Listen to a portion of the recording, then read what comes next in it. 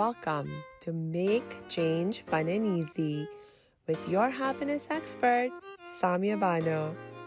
This is the podcast to help change makers, coaches, trainers, and healers break your chains of fear so you can create the impact and income you desire with fun and ease.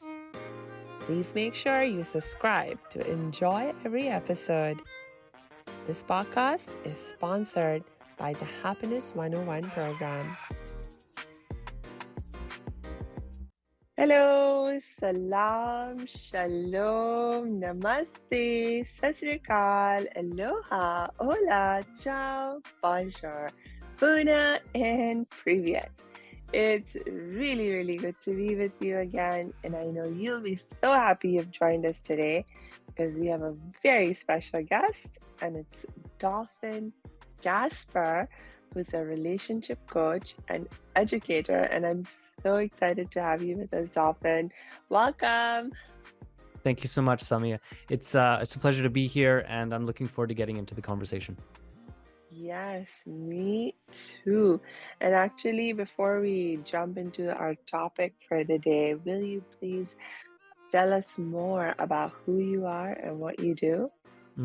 Yeah, so I support people in deep change on the relational level, and I include 3 levels of change. So there's the inner world, the intrapersonal change, which is all about relationships. And in spite of us thinking that we're this singular person, we're actually made up of all these different parts and voices, and we can learn how to coordinate the communication inside in a way that makes it harmonious and enjoyable to be alive. There's the interpersonal space of communication and relationship, which is between us. And then there's something I call the superpersonal space of relationship, which is if we are in a position of leadership, of education, where we are creating the space within which others interact and relate, then that's superpersonal. And that all of them can be mastered with very simple principles. Now, the journey to mastery is long, but the principles that are at the heart of communicating well and creating relationships that really nourish us are actually quite simple. And so I bring this simplicity as an approach to creating change where most people think it's impossible. I think that's my magic, is where you think it's just impossible and it's just stuck and there's no way through. That's where I can do my magic and create the possibility for people when they don't see it themselves. I love it. That is so cool. What would you say is like one of the biggest challenges that clients you're working with have, where they feel like, oh, this is impossible, and you're able to step in? Yeah. So, I think we all want a life that is enjoyable, but we actually want more than that. When we start to explore a life that just is about enjoyment and isn't connected to meaning, we get very lost as human beings. So what we want is what we want is a life that's deeply enjoyable and satisfying while being deeply meaningful. Yeah. And I think a lot of the struggles that people have in their lives is that they are disconnected from a sense of meaning. And then even if they get things that appear to work on the surface, in other words, things that appear to make the difficult things go away, or things that appear to make them have what society and their parents and everyone in their life has told them they're supposed to have to be happy, they find themselves still dissatisfied. And it's because in our world, we haven't done a good job, I think particularly in the West, of supporting the development of the human being in a way where we are deeply connected to our reason for being. And so that's one of the things I support people with, is a reconnection with a reason for being that can properly hold the joys and the difficulties of life. You are speaking to the right people here. I so agree with you. I mean, as a happiness expert, I talk a lot in my work about there's different kinds of happiness, and most people are only focusing on one type of happiness, that is actually more about outer stimuli in terms of, okay, you get the good job, you get the house and car or whatever else you think you need to make a good life. But that is, I mean, that provides some pleasure, that provides some comfort, that provides some ease. There is a certain kind of happiness you can receive from that.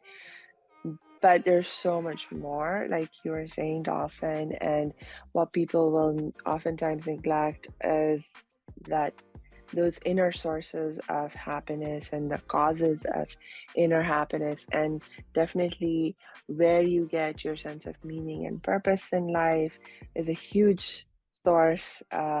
Our sense of spirituality and spiritual connection is another huge source, making sure we're living in a way that's in alignment with our values and, like living in a way that's authentic to who we are. I mean, that's another huge source. And most of the time, we are not even taught to think about the fact that there are all these different sources of happiness that we need to sort of tap into and pay attention to and cultivate in our lives. Hey, thanks for tuning into this episode. Hope you're getting value out of it. For your information, this episode has been sponsored by the Happiness 101 program. Are you a change maker, coach, trainer, or healer? Are chains of fear holding you back from making the impact and income you desire? Using a unique combination of positive psychology and the spiritual wisdom of our most effective change makers, the Happiness 101 program helps you break through your limiting beliefs and manifest the abundance and success you desire with fun and ease. Interested? Book a free Happiness 101 exploration call with me, your happiness expert, Samia Bano. Just use my online calendar link in the show notes. Now back to the show. Totally. I'm reminded of a podcast from Sam Harris. I don't actually remember his guest. I was just trying to look it up here. He was talking to a woman who's a happiness, Laurie Santos. Laurie Santos was talking about these two frames for happiness. There's being happy in our lives and being happy with our lives. And the happy in our lives is a kind of feeling of happiness. Like, I feel good today. I feel I'm getting the things I want. I feel satisfied with a moment-to-moment experience of life. And then there's happy with our lives, which means when we look at our lives from a more contextual perspective, we're happy with the life we're living, which is much more intrinsic. I can be happy with my life in spite of the natural ebbs and flows of the moment-to-moment happiness I feel in my life. And I think that shift of perspective around these, like you say, these kinds of happiness we can experience is so important for us. Otherwise, we're always chasing the next happy moment, or more accurately, if we think there's a better way to feel, we end up fighting against life when it appears to be bringing experiences we don't want. And just for anyone that's trying to create a life that is just always really happy, it's a losing battle. Life is going to win that battle, but we can create a context for our lives where we're happy with our lives as it does what life naturally does, which is it goes up and down and to and fro and brings us all the flavors. Yeah. And actually, it's interesting. I guess partly because this is the work that I'm in, but also because this is just an important aspect of our lives. Like, I have these conversations so often. Just yesterday, I was having this conversation with one of my sisters and my aunt, and we were talking about mentoring a young man that has come into our lives. And he's immigrated to America. His English skills are still not very good. So, he has a lot to learn. And we were talking about, well, what can we share with him in terms of what to do, how to go about learning and making a good life for himself here. And, one of the issues that came up is like, okay, you have to be practical. You have to be practical about life, and um, learn the things that are going to help you practically succeed. And of course, I'm like, of course, I never deny that. I never deny the having to deal with the practicalities of life in terms of you have to make the money you need to pay your bills, to pay your rent, etc. And at the same time, we can always have that consciousness and awareness that we can strive to accomplish these goals in a way that we're not compromising our inner peace and happiness. Why do we believe or think that those two things have to be in competition, or as if they are contrary goals? Um, I say no, they're not contrary goals, and we can walk both of those intents together. Yeah, beautiful. It makes me think of what we were talking about just before we pushed record, which is how do we infuse life with a quality of playfulness? And I think for a lot of people that relate to life as a struggle, that's going to feel very alien to them. Like, that doesn't make sense. How can I make a difficult life playful? But I will bring it back to this idea of context. If you know that your reason for being is connected to something that is far beyond your personal life, like there's something of deep value that your life is about, that you are in service to, and not only are the difficulties in your life not at odds with that playful exploration of that purpose, that when we really get honest, we know that the difficulties are the ones that they're the moments of life that bring most value, most perspective, most meaning to our lives. They grow us the most. They make us most capable of bringing our own gifts and the discoveries that we've made into the world and sharing them with others. So again, I think that for anyone out there that's listening, that's feeling stuck, that's feeling hopeless, that's feeling like life is just an endless struggle, there are answers for you in recontextualizing what your life is about and recontextualizing what it means to have a difficult time in any given moment. Yes. And if you don't resonate directly with what I'm saying, but something in you knows that I'm saying something that's true, what you're going to want to do is to find people in your life that you can connect to directly, in real time, that have a perspective you don't yet have. Because in a real way, what our relationships are about, most fundamentally, they're about sharing perspective. They're about sharing context. Yeah. When you're around someone that has a deep, broad, meaningful context for their lives, something in you relaxes. Something in you feels seen and heard, and something in you reconnects with a reason for being that you might not have felt for some time.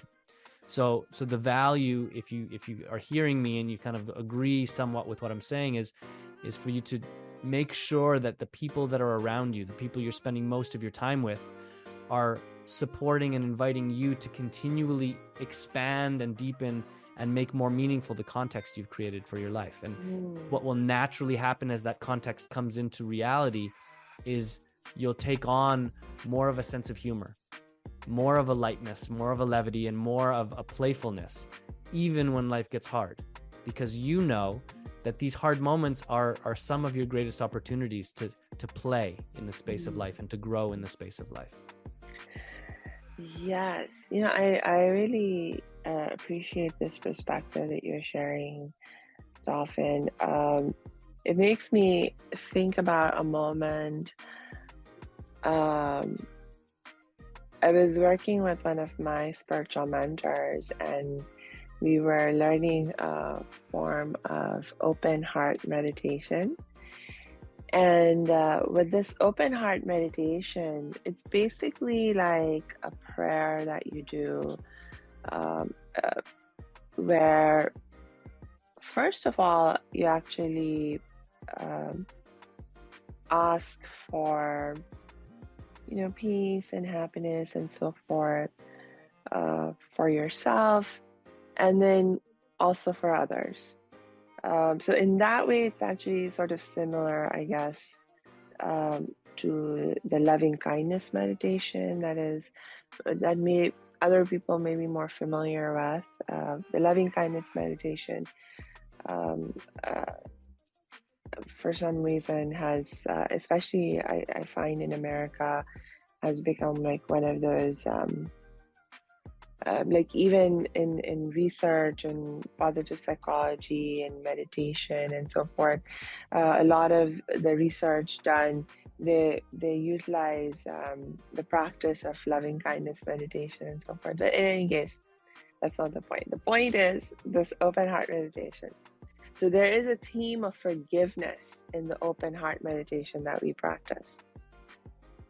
And one of the really cool aspects of open heart meditation is that our mentor, he's like, it's really important that you smile. You learn to smile and you practice smiling even as you're going through the meditative experience. And that's contrary to how I had learned meditation and prayer before, where I had always been taught that, oh, meditation and prayer, these are very serious things and you need to be very serious.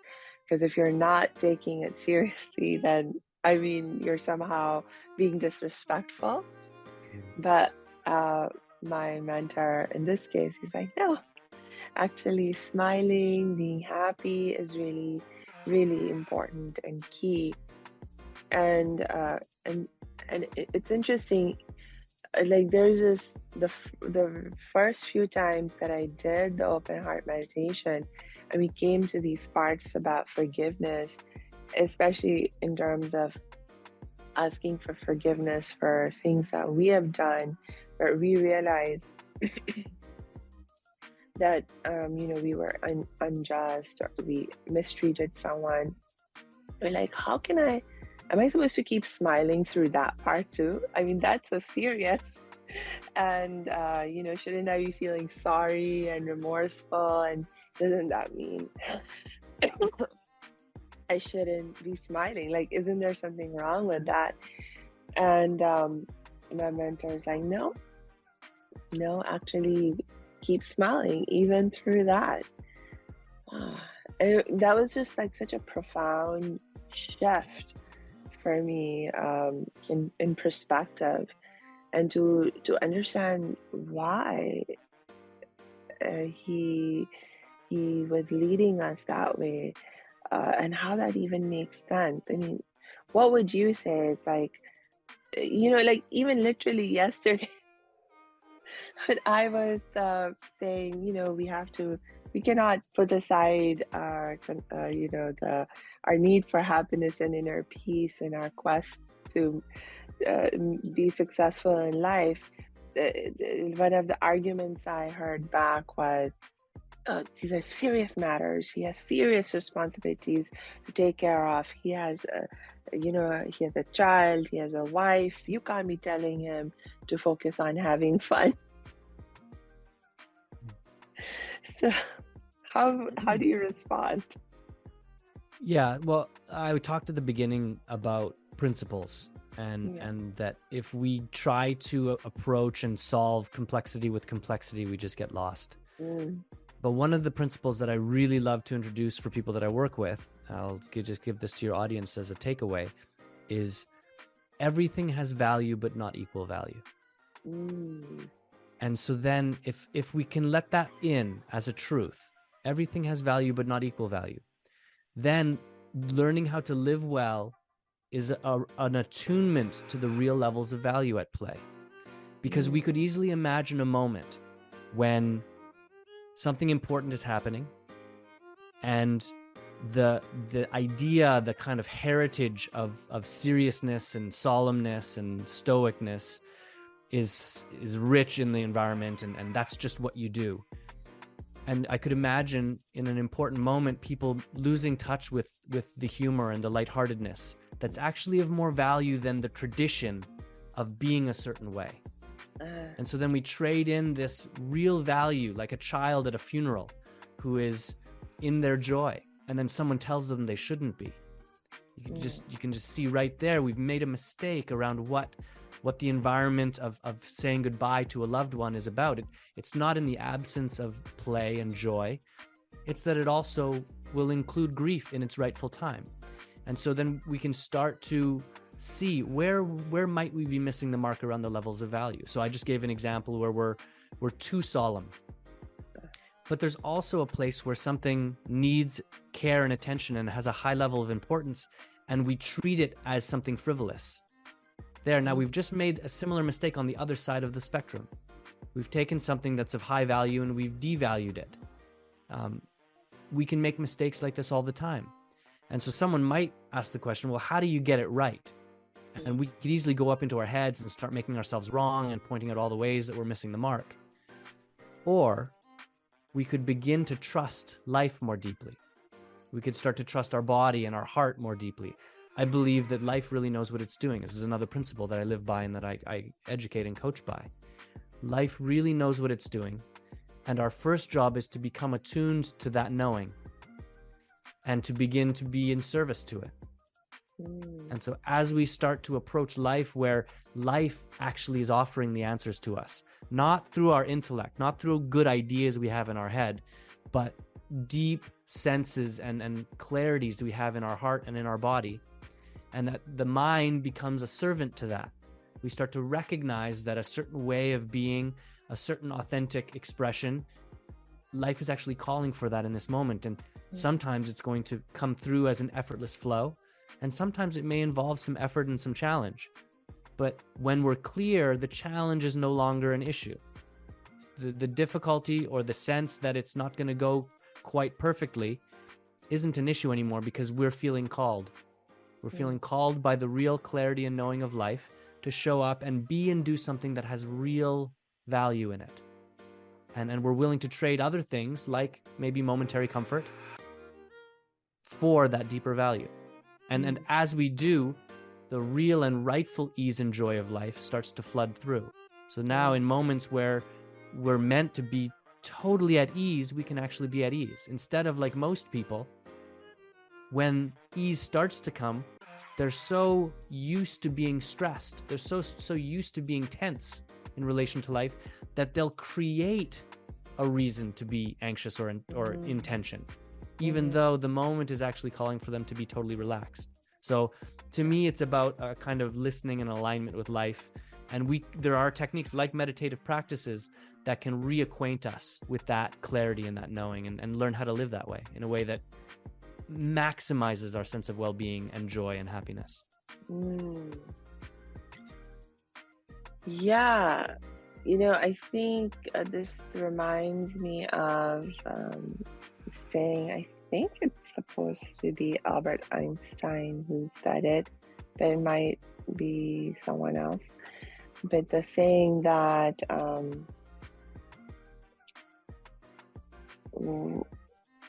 whether you believe the universe is a friendly place or a hostile place, that is one of the most critical decisions you will ever make, and that will determine the quality of your life. Because if you believe the universe is a hostile place, then you act accordingly. It's like life is short, ugly, brutish, and so you have to have that mindset then. I mean, if that's what life is, then you have to be always on guard. And of course, there's going to be lots of stress, and in that kind of context, if you're not ready and willing to fight, how are you going to survive? It doesn't even make sense. But if you can see, believe, know that the universe is in fact a friendly place, then, even in the midst of challenges or problems, or what you may be perceiving as challenges or problems, you can begin to find the space for play. And hey, where is the ease? The universe is friendly, so where is the ease here? Let me find it. Yeah, and they can all belong. Like we would be silly to believe that there are no dangers in life. I have a 2.5-year-old son. I'm not going to tell him that there are no dangers in life. That's irresponsible of me as a parent. But if my overall way of being with him is that there's always something to worry about, there's always something to be scared of, what I'm telling him is fundamentally life is dangerous and scary and you should always be on guard. He won't be able to enjoy life from that place. He won't be able to create healthy, connected relationships from that place because he'll always be on guard against a pre-existing belief that life is fundamentally dangerous. So again, it's about levels of value. Everything has value, but not equal value. Yeah. Can we come to a place where life fundamentally is a place within which life wants to occur, where life is being called forward into its next iteration of expression and joy and well-being? And along the way, there are difficulties and challenges that really do require our care and attention, but only so much as they need. And so for me, living well, living a truly happy, fulfilled life is about recognizing where and when my care and my attention and my intervention is needed, and where I can genuinely relax and move in the flow of life and enjoy the whole journey. And then when we do that well, we live well. Yeah. So this actually makes me think about towards the beginning of when we started talking, you talked about like 3 different levels of change: the interchange, super personal change. So everything that you've been talking about, um, can we sort of relate that back to these different levels of change and like how to apply this, let's say, this idea of playfulness and ease? How do we implement that at the intra-change level, and then the interchange level, and then the super personal change level? Got it. What I would like to do, I'll talk a little bit about the intrapersonal change, this inner change of an individual, and the principles there are actually transferable to the other levels, the interpersonal and the superpersonal. So if we want to think about someone who has a lot of inner conflict, what's happening there is that there are differentiated parts of them that are at odds. They have their own sense of themselves. They have their own agendas and interests. They have their own sensibilities, sensitivities, aversions and attractions, things they like and don't like. Yeah. And they're in a space within which they have to relate with one another. Inside of you, those parts have to interact. There is no way around it. Yeah. And we can take on, essentially what we really are is the container for those parts, but not a static container, not just like an empty space. We are a living environment within which these parts interact. And the way we create our environment for them changes how they relate. So there's a beautiful psychiatrist and educator and author named Daniel Siegel. And he talks about integration, which is a word I use a lot. And I use it interchangeably with the word healing. I believe healing and integration are the same. His definition of integration is when differentiated parts become collaborative and coherent in their interactions. So that's my rewording of his definition. Okay. So for that to happen, what needs to happen is the parts that are currently at odds, the parts that currently see one another as enemy or opposition, need enough room to breathe and be and communicate so that the underlying needs that didn't get met in our past can be expressed and known by the other. And in that space of more deeply knowing one another, they start to see how and where they're actually on the same team, and how and where their desire to reach and stretch to meet one another's needs makes them both stronger, makes them both more connected, and makes them both more integrated. And so the intrapersonal transformation starts with our willingness and ability to create a bigger, warmer, more loving space within which the parts of us that are hard to be with can be as they are, can express themselves as they are, and can begin to learn how to integrate their relationships with the other parts inside of us. And so there's lots of complexity and detail to how that communication can most effectively happen. That's the core of my work, is teaching people how to do that. But once we learn the principles that most facilitate that interaction and integration, it starts to mostly happen on its own. And when we master that internally, the intrapersonal, we actually have the blueprint for interpersonal. We now Right. know that this one across from us is just like one of those other parts, and they have Yeah. their own perspectives and needs and values and Yeah. wants and desires. And our job is to figure out how and where a collaborative interaction here makes us both more grounded, makes us both more connected, makes our contribution more valuable. And then once we really master the interpersonal, we start to come into a space within which we can start to support others in that, which is Right. woven into the human condition. Once we grow into something, we naturally want to give it away to others that we love and that we're connected to. So to me, life evolves and heals and grows from the inside out naturally.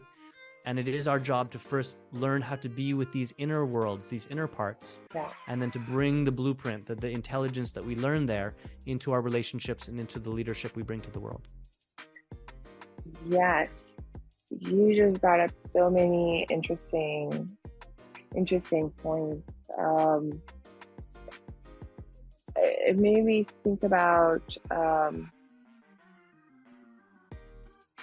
mean, of course, I've experienced this kind of conflict where there's these different parts of me and they seem to be at odds together.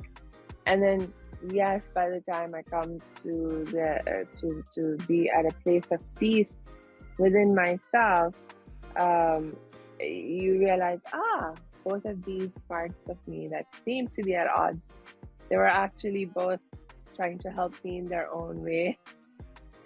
I remember one time very vividly where like I was thinking about and trying to sort of reconcile the part of me that has a deep need to be safe, particularly in the context of my relationships that I have in my life. And at the same time, the part of me that has a deep value to be compassionate and to be loving and forgiving. And the part of me that has a deep value for being safe was like so scared of being hurt that if I allowed myself to be vulnerable, for example, in certain ways with the people that I was interacting with,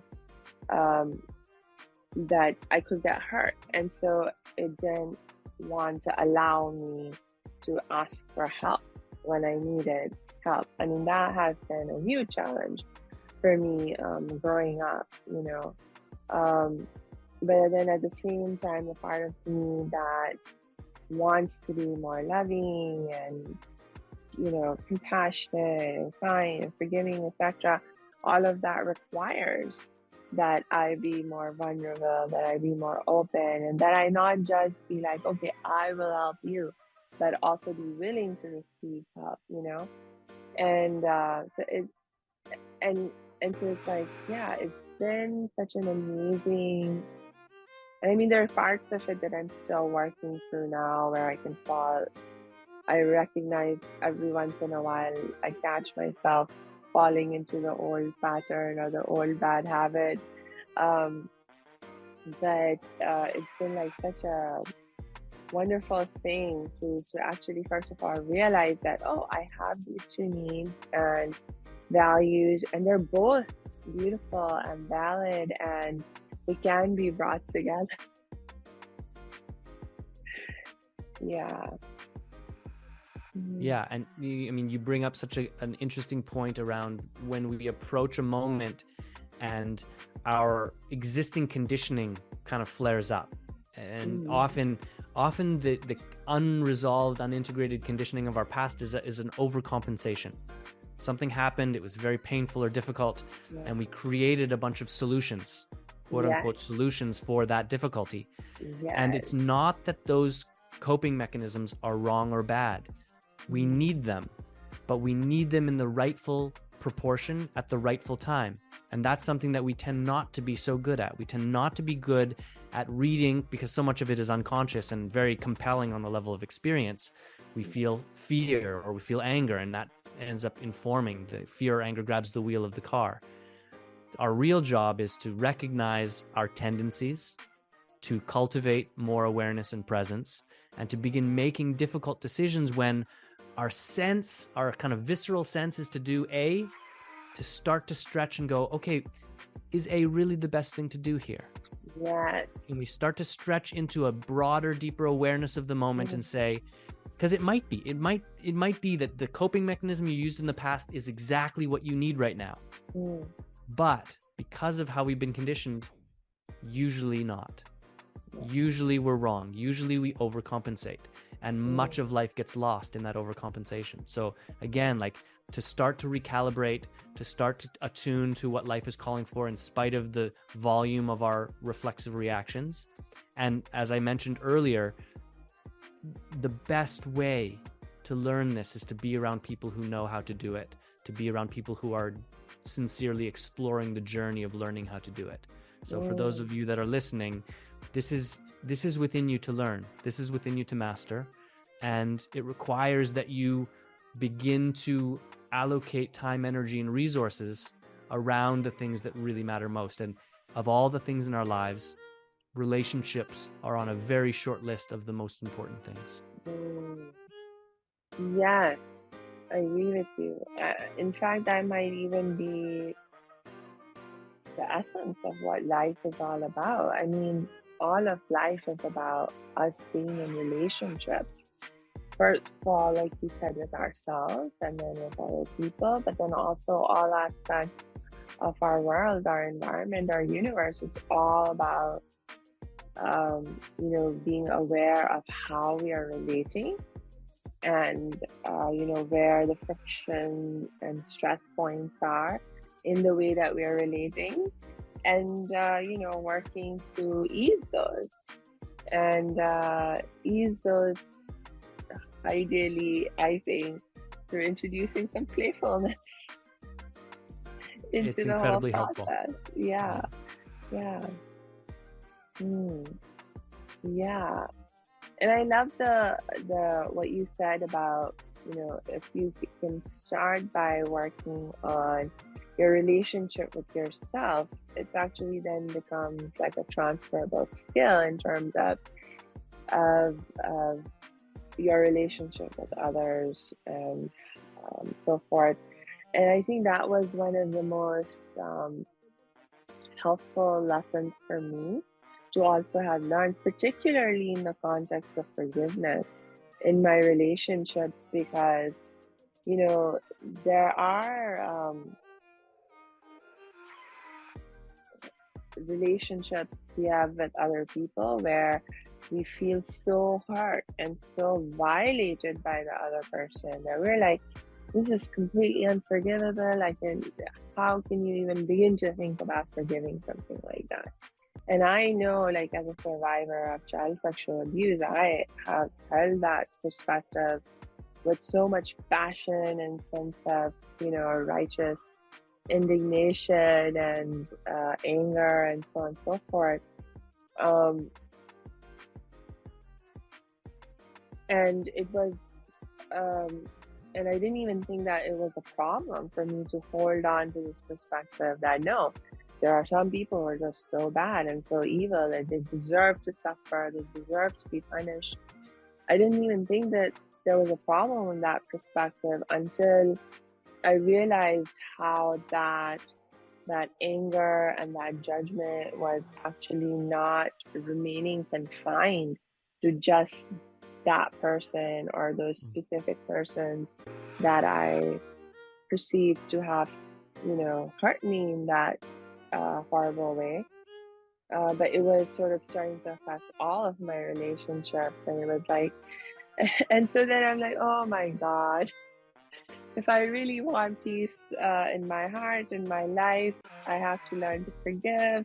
And then I have to be willing to create some change around this attitude. And it was just so difficult for me to even begin to imagine how it was even possible until I learned to realize and recognize how I, in fact,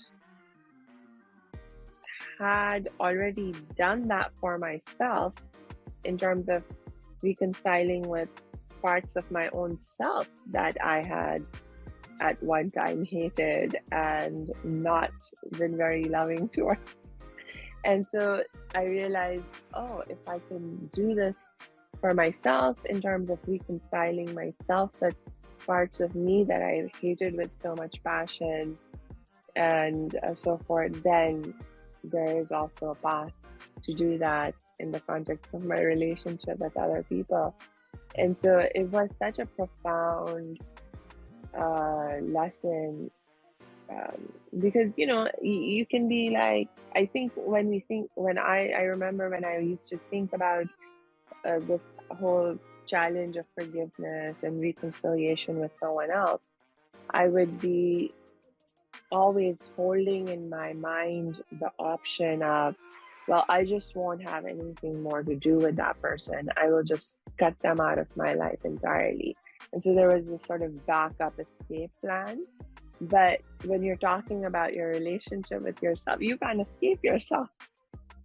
Not really. And so if you want peace in your life, you have to learn how to reconcile at the very least with yourself. But the beautiful thing is once you learn to reconcile with yourself, then it becomes possible to do it with others too. So always from the inside out. And as you mentioned, once we grow past our very self-oriented way of being in life and relating to life, we actually get, not in some airy-fairy esoteric way, but in a real way, that other is us. Yeah. That one that we've been resenting and hating and holding things against and making wrong is not meaningfully different than us. And when you can find forgiveness for someone who has wronged you in a way like you're talking about, you are so much more equipped to support others in the world in forgiveness. It doesn't matter that much that you've learned to forgive the person who took the last tub of ice cream at the supermarket. Like, okay, great, that's fine. But that forgiveness doesn't go very deep.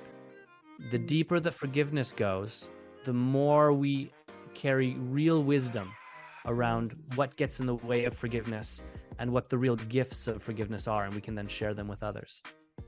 Yes. Oh, I'll probably have to invite you back, Casper, so we can do a whole episode on forgiveness, because that is such a deep topic and issue for us to face and deal with, because my gosh, the depths that we can go into in the context of practicing forgiveness. I mean, actually, it's like, it's something truly to be experienced. It's like, it's difficult to sometimes talk about these things, like in the context of just theoretical knowledge.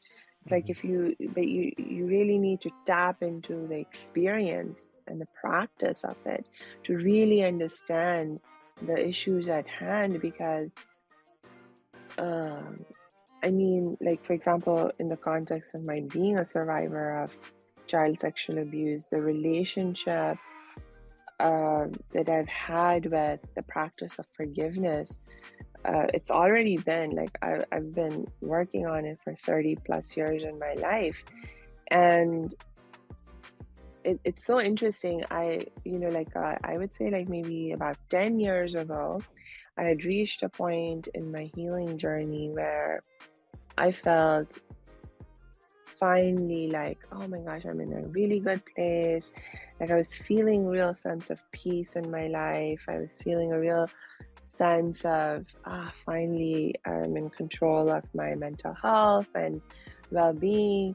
And I was like, I'm like in a really good place with forgiveness. Like, I actually was like, oh, I think I've done a really good job in terms of, I no longer feel angry at the person, and I no longer curse him and wish him horrible deaths and all that kind of stuff. And then just like, maybe it was 2 years ago, now that I happened to come across this person again, because I had not seen him for many years. And the moment I was back in contact with him, like all this feeling and emotion, memories got re-triggered, and I suddenly found myself engaging in behaviors and thoughts that I thought I had already sort of resolved and dissolved. And and I every time I saw him and I thought about him, it was like, here's the abuser, here's the abuser here. And then I'm like, no, he's not just the abuser, there's more to him than the worst thing that I know him to have done. And so it's just so interesting, like you think you have forgiven and so forth, and then you realize something happens and you get re-triggered and you realize, oh, there's room for me to go deeper. Yeah. Well, that framing that you just did there is so insightful and valuable, which is to the hatred, the animosity, the wrong-making is about framing someone's existence within the context of the worst that they've ever done. And if you do that, what you will inherently do is you'll do the same with yourself. Whatever the worst you've ever done is not acceptable. You will dissociate and be disowned, or you will disown that part of you. And then there's no room for redemption. Yeah. You've decided that person or that part is irredeemable. And now, in a real way, your life is on hold. Where your life can go, all of the joy you can experience, all of the freedom that is really available to you is unavailable because you have locked in place an irredeemable aspect of life. And now it can't be redeemed. It can't come into light. It can't come into wholeness and integration and healing. So, I just love the way you stated that. It really kind of connected some dots in my mind and in my heart around the practice of forgiveness. And for sure, if we wanted to get back together and do a deeper dive into what forgiveness is, what gets in the way, and how we can make it happen, I would be totally open to that conversation. Oh, awesome. Let's do that then. And I think actually, let's wrap up for today because I keep losing track of time because I'm having so much fun talking with you. But I think our audience will appreciate you coming back so that we can really continue to talk. And then we'll have so much more ease in terms of not feeling pressured with time constraints and so forth. So, okay. I love this idea. Okay, so do you have any last thoughts or ideas or words to share with us for now? Yeah, I think sometimes when we listen to a talk or new information comes in and things light up, we get these aha moments, and then our mind kind of gets in and maybe gets confused, or we start to tell an old story. What I would encourage people to do is, if something landed, it feels like it did, this was a really lovely conversation, then just enjoy that. Enjoy that something touched you, that something made sense to you, that something inspired you. Let that be there. This is a recorded podcast, so you can come back and listen to it again. Try not to let your mind, especially the conditioned way your mind works, come in and kind of muddle or distract from your enjoyment of this conversation and whatever way in which it nourished you or brought light to something that's important to you. Enjoy that. And I would say pick one thing. Pick one thing that you'll dedicate the rest of your day to that will bring more ease, more happiness, and more joy into your life. And maybe tomorrow you do the same thing, and maybe the next day you do the same thing. Sometimes just little adjustments each day over time actually make a massive difference for us. You just dropped another amazing pearl of wisdom you could do a whole other episode about. Thank you so much, Dolphin. I really appreciate you coming today and sharing all of that wonderful wisdom with us. And I look forward to having you come back. And in the meantime, for all of you who are listening, I just want to remind you to check the show notes because we will be dropping Dolphin's links in there so you can connect with them and continue to learn more. And until we connect next time, I just wish you lots and lots of peace and joy.